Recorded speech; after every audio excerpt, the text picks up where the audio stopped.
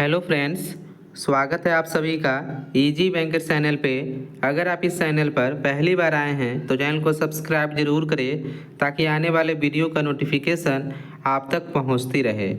इस वीडियो में हम लोग डिस्कस करेंगे जो भी students Bihar government polytechnic college में बीपीएससी के माध्यम से जो कंप्यूटर साइंस लेक्चर का वैकेंसी आने वाली है, अगर वह बनना चाहते हैं तो आपके लिए वीडियो इम्पोर्टेंट होगा, क्योंकि इस बार जो आपका नंबर ऑफ सीट जो है आपका सिर्फ कंप्यूटर साइंस में 200 सीट 210 सीट आपको देखने को मिलेगा, जो आपका मैक्सिमम सीट है। क्योंकि इससे पहले आपका 2020 में वैकेंसी आई थी। 2020 में जो वैकेंसी आई थी उसमें मात्र 86 सीट पे आपका नोटिफिकेशन जारी हुआ था और टीचर का मतलब जो आपका लेक्चर है इसका बहाली हुआ था आपका 86 सीट पे। और इस बार जो आपका सीट मैक्सिमम है 210 सीट पे आपका बहाली आ रही है आपका BPSC computer science lecturer Bihar के गवर्नमेंट पॉलिटेक्निक कॉलेजों के लिए। ठीक है, कंप्लीट एलिजिबिलिटी क्राइटेरिया क्या होने वाली है, मतलब कौन कौन से स्टूडेंट्स इस फॉर्म के लिए एलिजिबल है।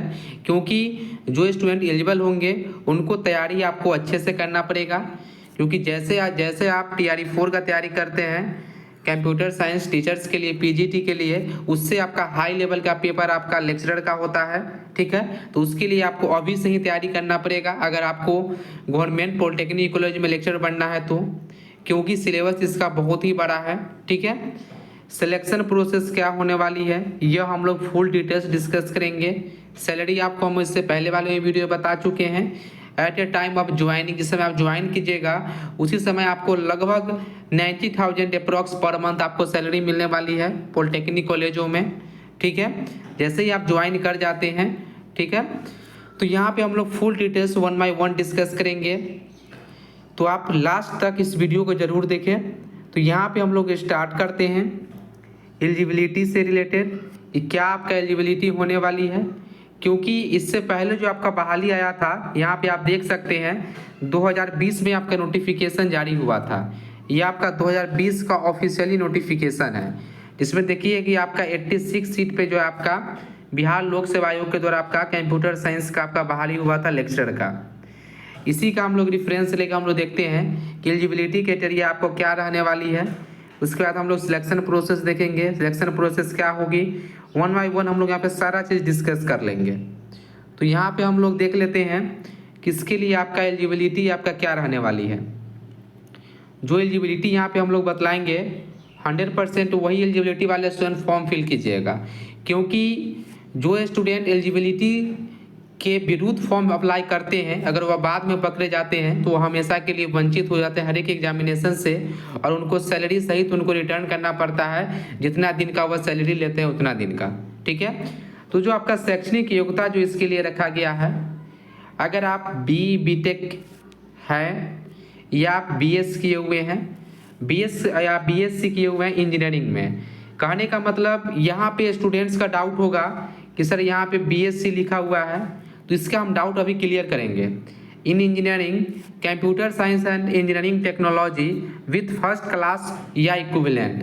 कहने का मतलब इसके लिए जो आपको 60% मार्क्स होना ही चाहिए, मतलब जो फर्स्ट क्लास जो आप ग्रेजुएशन का डिग्री है। कहने का मतलब जो आप BTech किए हुए हैं कंप्यूटर साइंस और IT से, कंप्यूटर साइंस या IT से, इसमें आपको मिनिमम परसेंटेज आपको 60% होना ही चाहिए, तभी आप इस फॉर्म को अप्लाई कर सकते हैं। इससे कम आपका परसेंटेज है, अगर आपका 59% भी है तो आप एलिजिबल नहीं होंगे। ठीक है, यहाँ पे क्लियर मेंशन लिखा है आपका कि आपके पास फर्स्ट क्लास होना चाहिए।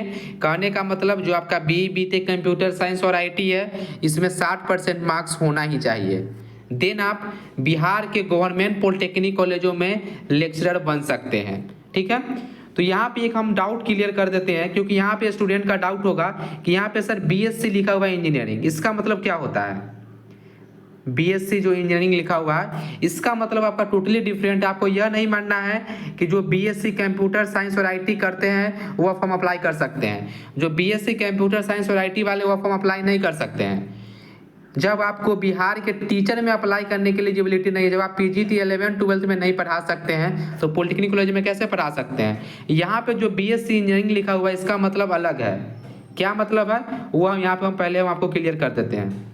यहाँ पे देखिए, इसमें आपको कंफ्यूज नहीं होना है कि बीएससी आईटी वाले एलिजिबल है, बीएससी आईटी वाले एलिजिबल नहीं है। यहाँ पे देखिए क्या यहाँ पे दोनों में डिफरेंस है वो आपको बतलाते हैं।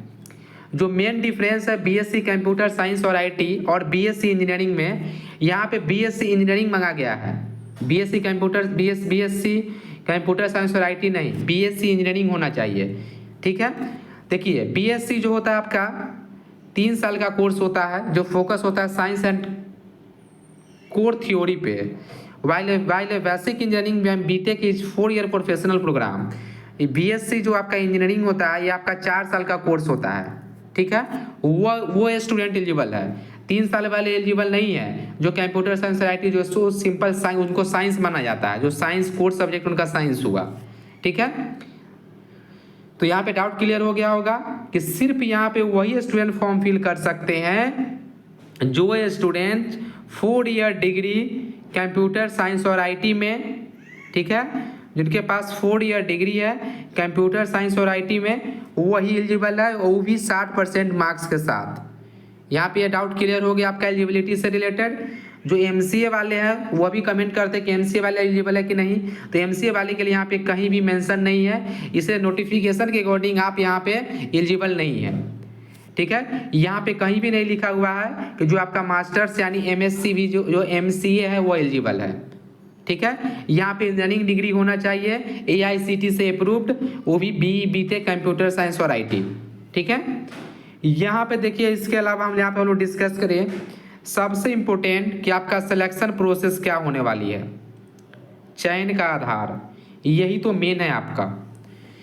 इसका जो आपका चयन का आधार है यहाँ पे देखिए आप कि पहला है कि आपका 20% वेटेज जो है आपका 100 मार्क्स पे आपका होगा सिलेक्शन।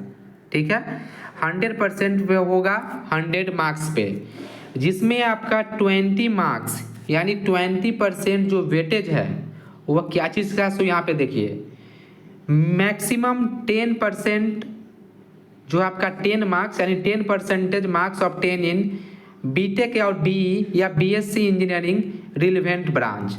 जो कंप्यूटर साइंस में जो आप बीई बीटेक किए हुए हैं तो इसमें आपका मैक्सिमम 10 मार्क्स आपको यहाँ से मिल जाएगा।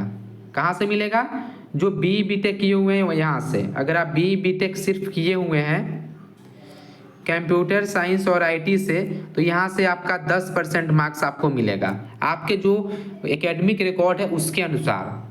ठीक है, 100 में 10% इसका एलिजिबिलिटी है।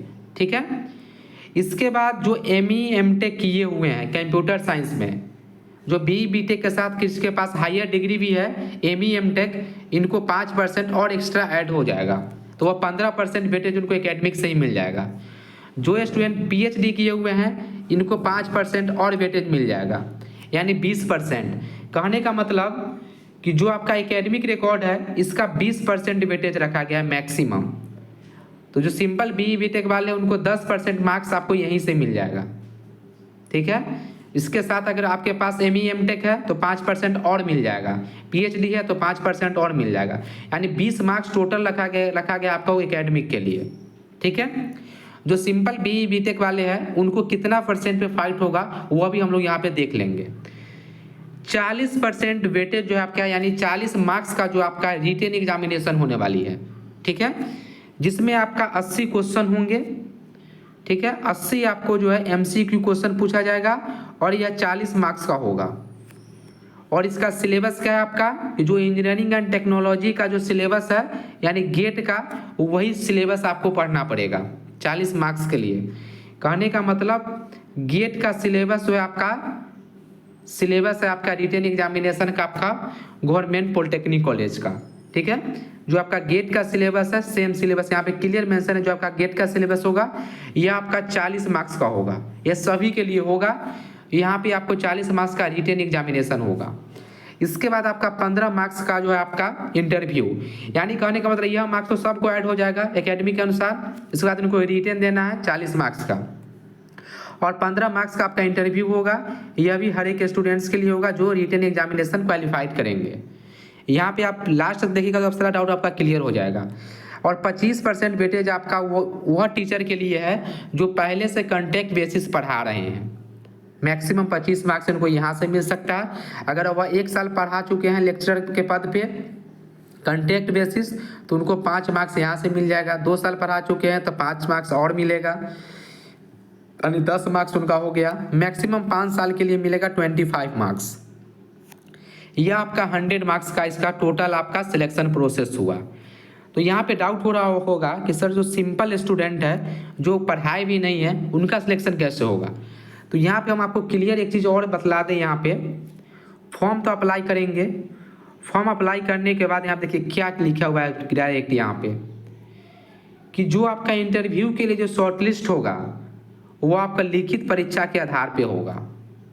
जो मान लीजिए जो वेटेज दिया जा रहा है, जो पहले से टीचर है कॉन्ट्रैक्ट उनका तो मिलेगा ही, लेकिन मान लीजिए किन्हीं के पास 5 साल का एक्सपीरियंस है जिनको 25 मार्क्स यहाँ से मिल जाएगा।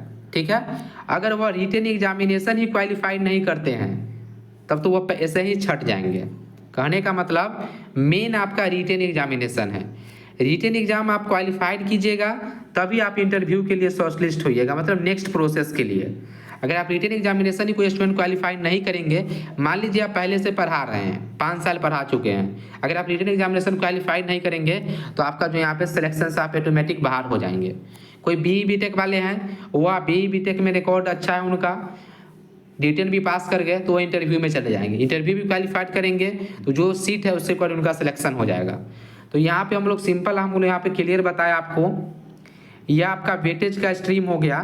तो सिंपल स्टूडेंट है उनका क्या होगा, जो सिर्फ BE BTech है तो यहाँ पे आप देखिए जो BE BTech कंप्यूटर साइंस और IT उसमें आपका 60% तो होना ही चाहिए कम से कम, यहाँ पे एलिजिबिलिटी ही है। तो सिंपल है, मान लीजिए कि 10 मार्क्स आपको यहाँ से मिल गया एकेडमिक से, 10% मार्क्स के वेटेज पर आप यहाँ से लड़िएगा, जैसा आपका मार्क्स उसके अकॉर्डिंग यहाँ पे मिलेगा। 40% आपका वेटेज आपका रिटन एग्जामिनेशन का है, यह आपके पास है। 15% वेटेज आपका जो है इंटरव्यू का है। यानी कहने का मतलब यहाँ से आप देखिए तो यहाँ पे 65% जो है आपका मार्क्स, इस पे आपका जो है कंपटीशन होगा।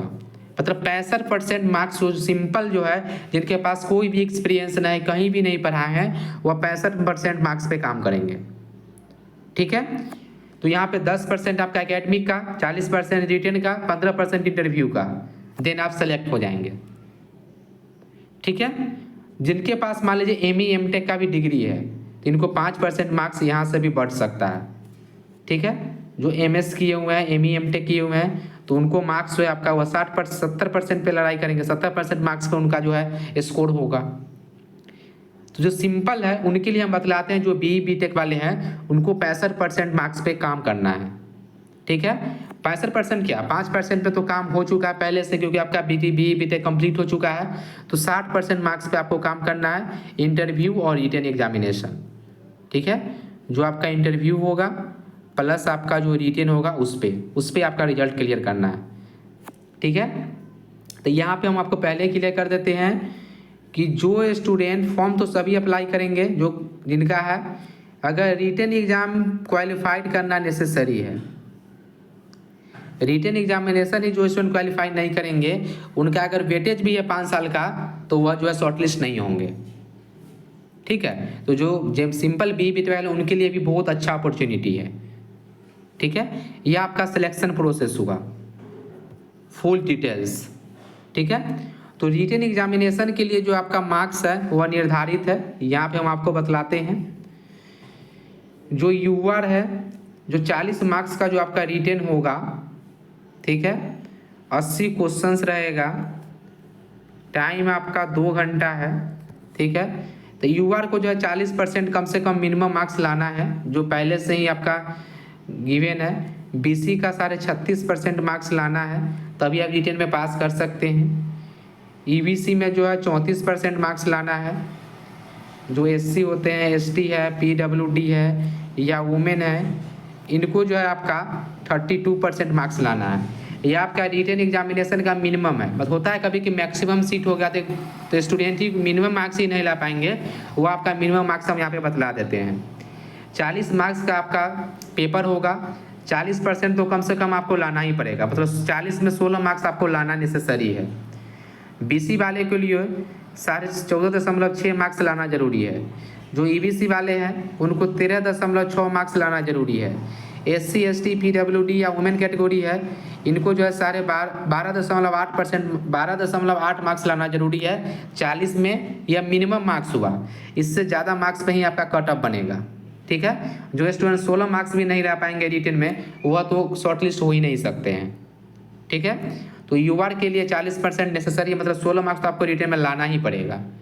कट ऑफ बनेगा इससे ज़्यादा पे, ये कट ऑफ मार्क्स नहीं हुआ, ये आपका मिनिमम मार्क्स है जो रिटन का होगा सो, ठीक है। यहाँ पे आपका सारा डाउट क्लियर हो गया होगा। जो प्रीवियस ईयर पेपर हुआ है, क्योंकि प्रीवियस ईयर आपका 2020 में हुआ है, तो इसको रिटन एग्जामिनेशन का कट ऑफ कितना था, इससे रिलेटेड अगर आप जानना चाहते हैं तो आप कमेंट जरूर कीजिएगा। तो नेक्स्ट वीडियो हम लोग कराएंगे प्रीवियस ईयर जो ट्रेंडिंग रहा इसका कंप्यूटर साइंस का, वो आपका रिटन एग्जामिनेशन का फाइनल शॉर्टलिस्ट कितना मार्क्स पे हुआ है, जो फाइनल मार्क्स रिजल्ट आया उस पर सारा डिटेल्स हम लोग नेक्स्ट वीडियो लेकर आएंगे, ठीक है। अगर आपको कोई भी डाउट है इस वैकेंसी से रिलेटेड तो आप कमेंट करके पूछ सकते हैं। अगर यह वीडियो आपको अच्छा लगे तो चैनल को सब्सक्राइब जरूर करें। Thank you for watching.